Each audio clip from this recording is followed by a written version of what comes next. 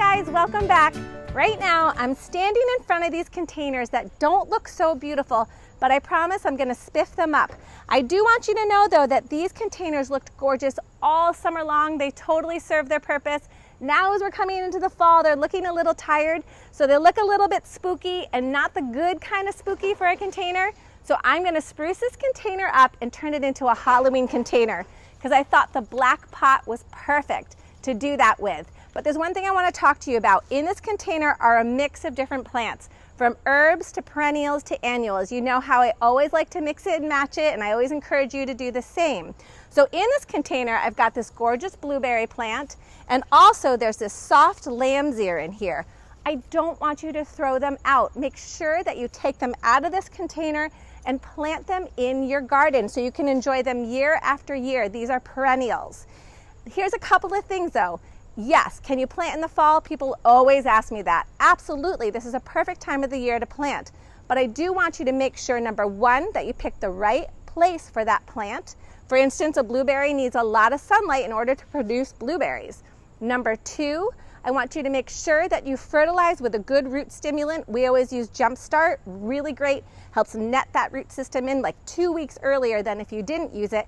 And three, don't forget about water. I know Mother Nature has been helping a lot, but my rule of three still stands for the fall. Make sure you water for at least the next 3 weeks, 3 times a week, a nice slow, deep soaking to establish these plants.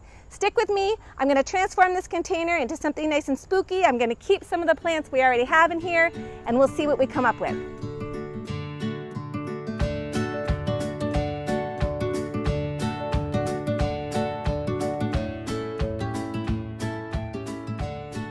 Okay, so you can see I've cleaned out this container. However, I did leave this really big centerpiece of this papyrus grass because I thought it would really make a cool look in this spooky container because it kind of has a spiderwebby look to me, so that's staying and that's kind of what I'm going to work off of.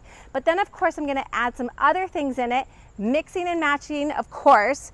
This is really neat. This is this gigantic kale, and I also thought this had kind of that spiderweb look, so it would be perfect for a spooky container transformation.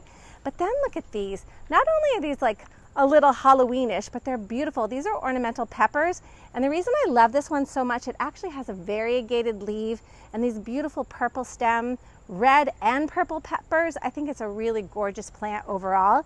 And then, you know, we have to get a little unique. These are strawberries, but we always like a spiller. We always talk about a spiller, a thriller, and a filler in a container. And this strawberry will definitely spill over this side of the container to kind of balance out this huge kale. Then of course I'm going to use some traditional fall decor with these corn stalks, and we'll see what happens. Get creative.